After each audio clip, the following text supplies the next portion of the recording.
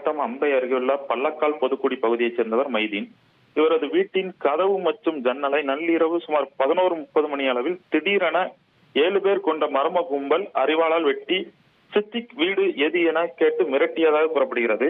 அப்போது மைதீன் எனக்கு தெரியாது என கூறியதால் ஆத்திரமடைந்த மர்ம கும்பல் அவரது வீட்டின் கதவில் பெட்ரோல் கொண்டை வீசிவிட்டு அவர்கள் வந்த இருசக்கர வாகனத்தில் தப்பி ஓடியுள்ளனர்.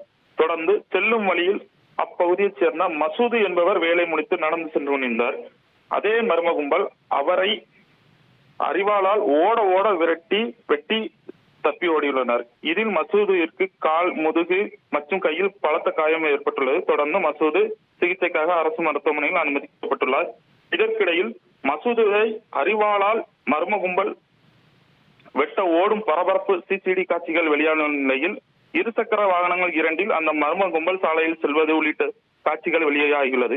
இந்த சம்பவத்தால் அப்பகுதியில் பெரும் பரபரப்பு நிலவிய நிலையில் இது குறித்து பாப்பாக்குடி போலீசார் வழக்கு பதிவு செய்து அந்த பகுதியில் உள்ள கண்காணிப்பு கேமராக்கள் அடிப்படையில் மர்ம கும்பலை தேடி வருகின்றனர். மேலும் அந்த மர்ம கும்பலை பிடித்தால்தான் முன் விரோதம் காரணமாக இந்த சம்பவத்தில் ஈடுபட்டார்களா அல்லது வேறு ஏது காரணமா என்பது